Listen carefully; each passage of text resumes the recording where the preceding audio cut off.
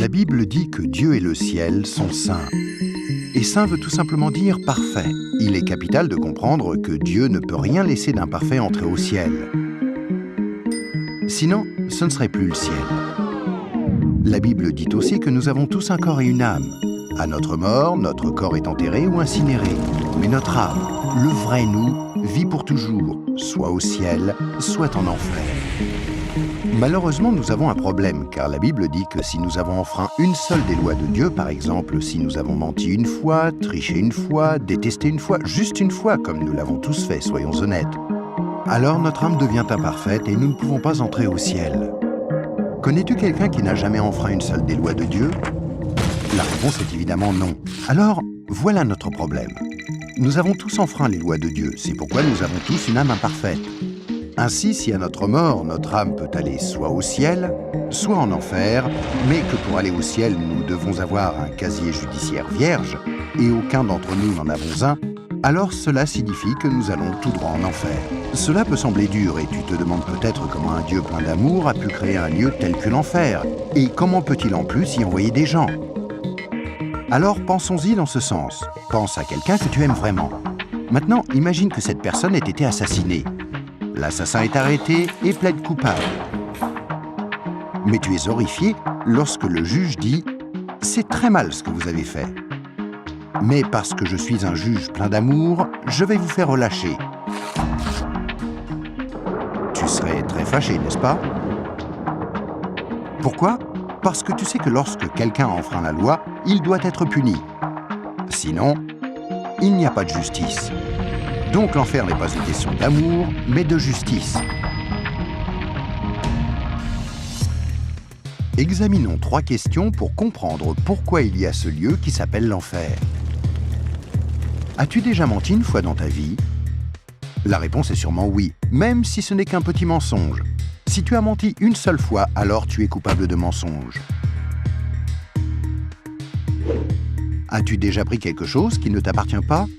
Par exemple, es-tu déjà arrivé en retard au travail ou es-tu déjà parti trop tôt en étant quand même payé? As-tu déjà utilisé le téléphone du patron ou la photocopieuse sans demander la permission ou ramené un stylo du bureau à la maison? Tout ceci, bien sûr, est du vol. La plupart des gens ont pris quelque chose qui ne leur appartient pas, ce qui les rend coupables de vol. Penses-tu que Dieu va laisser un groupe de voleurs menteurs comme nous aller au ciel? C'est peu probable, car s'il le faisait, il serait comme le juge injuste qui n'a pas condamné l'assassin de la personne que tu aimais. Il n'y a pas 36 solutions. Mais beaucoup diront « Attends un peu, je suis quelqu'un de bien ». Et il y a une grande différence entre le mensonge, le vol et le meurtre. Or, je n'ai jamais tué personne. Mais ce qui est intéressant, c'est la façon dont Jésus a redéfini le mot « meurtre ». Il a dit « Si vous avez détesté quelqu'un dans votre cœur, vous l'avez tué dans votre cœur ». Alors, voici la dernière question. As-tu déjà détesté quelqu'un? La vérité, c'est que la plupart des gens ont déjà ressenti de la colère ou de la haine vis-à-vis des autres, ce qui, selon Dieu, nous rend coupables de meurtre. Voilà la mauvaise nouvelle. Afin qu'il y ait une justice, il faut qu'il y ait un endroit comme l'enfer. Mais voici la bonne nouvelle. Et c'est là que Jésus entre en jeu. Ce qui distingue Jésus du reste du monde, c'est qu'il est parfait. Contrairement à nous, il n'a enfreint aucune des lois de Dieu. C'est pourquoi il a un casier judiciaire vierge, une âme parfaite. Imagine la scène avant que Jésus ne vienne sur terre, il y a 2000 ans. Jésus a regardé dans l'avenir et t'a vu ici aujourd'hui. Il s'est tourné vers Dieu, son Père, et lui a demandé « Père, j'aime les gens de ce monde et je ne veux pas qu'ils aillent en enfer pour avoir enfreint tes lois. Existe-t-il un moyen pour qu'ils soient pardonnés ?» Dieu le Père a regardé son Fils et a dit « Jésus, il n'y a qu'un moyen. Tu devras aller sur terre, devenir un être humain et vivre une vie parfaite. Puis tu mourras d'une mort cruelle sur une croix pour prendre la punition que les gens du monde méritent pour avoir enfreint mes lois. Quand tu auras fait ceci, le jour où ils te demanderont d'échanger leur casier judiciaire avec ton casier judiciaire parfait, alors il leur sera possible d'être pardonnés. » Jésus a accepté volontairement, et il y a 2000 ans, il est venu pour donner sa vie pour nous, pour payer le prix de toutes les lois de Dieu que nous avons enfreintes. Or, il n'y a pas de plus grand amour que lorsque quelqu'un donne sa vie pour nous. Mais il y a encore autre chose que nous devons faire pour être pardonnés. Il y a 3 événements principaux dans la vie de chacun. La naissance et la mort, mais nous n'avons aucun contrôle là-dessus. Mais il y a aussi le 3e, le jour où nous demandons à Jésus de nous pardonner, quand nous lui demandons de nous donner son casier judiciaire vierge. Il y a certaines idées reçues à ce sujet, mais dans la Bible, le principe du pardon de Dieu est clair. Nous ne sommes pas pardonnés en étant baptisés ou confirmés, ni même en priant occasionnellement, ou en allant à l'église, ou en croyant en Dieu, ou en essayant d'être bons. Ce sont toutes de bonnes choses, mais aucune ne nous accorde le pardon. Jésus a dit qu'il y a 2 choses que nous devons faire pour être pardonnés. La première est que nous devons avoir la volonté de nous détourner de tout ce que nous savons être mal et demander pardon à Dieu. Remarquez le mot « volonté ». Il y a peut-être certaines choses que nous nous sentons incapables de renoncer par nos propres forces, telles que dépendance, mauvaises habitudes ou des obsessions. Mais là n'est pas le problème. Dieu nous aidera du moment que nous en avons la volonté et que nous voulons nous détourner de ces choses-là et demander pardon à Dieu.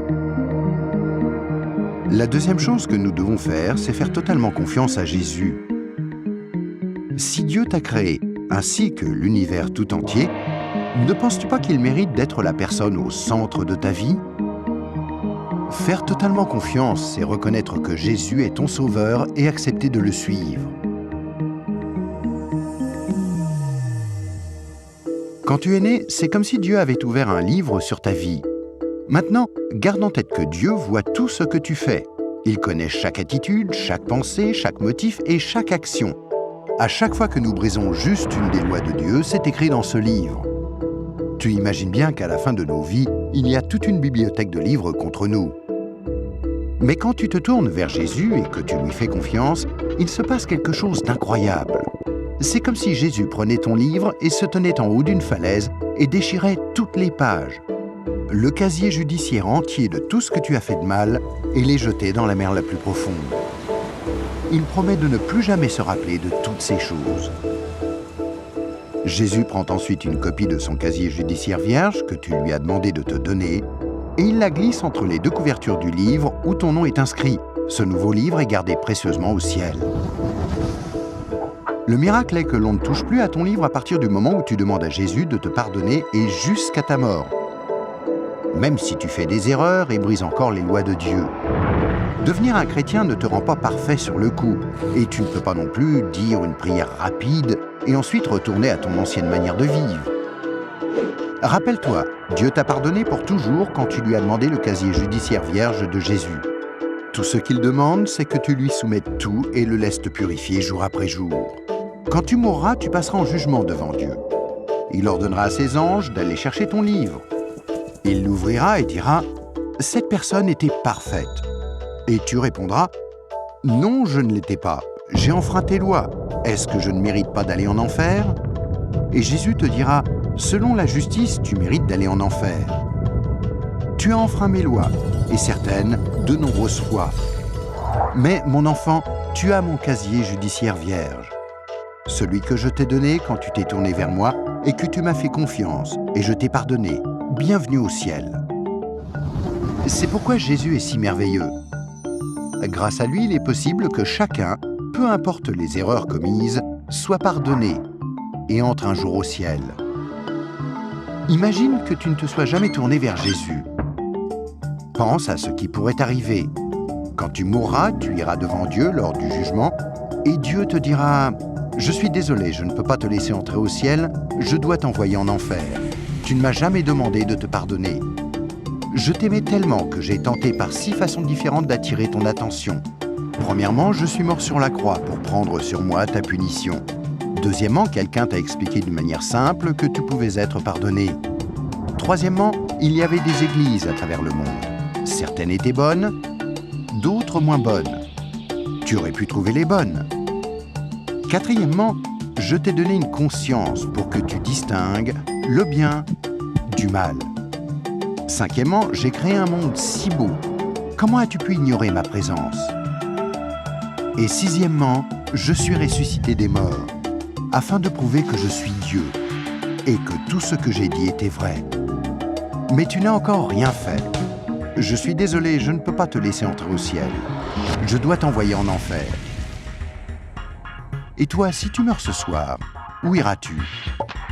Rappelle-toi, pour entrer au ciel, il faut un casier judiciaire vierge, que tu ne peux avoir sans avoir demandé à Jésus de te donner le sien. Afin de recevoir ce don gratuit, tu dois faire seulement 2 choses. Tout d'abord, tu dois vouloir te détourner de tout ce qui est mauvais dans ta vie et demander pardon à Jésus. Et deuxièmement, tu dois faire totalement confiance à Jésus. À moins de faire ces 2 choses, il t'est impossible d'être pardonné et à ta mort, il te sera impossible d'entrer au ciel. Ce qui est affreusement triste, parce que c'est la raison pour laquelle Jésus est mort pour toi.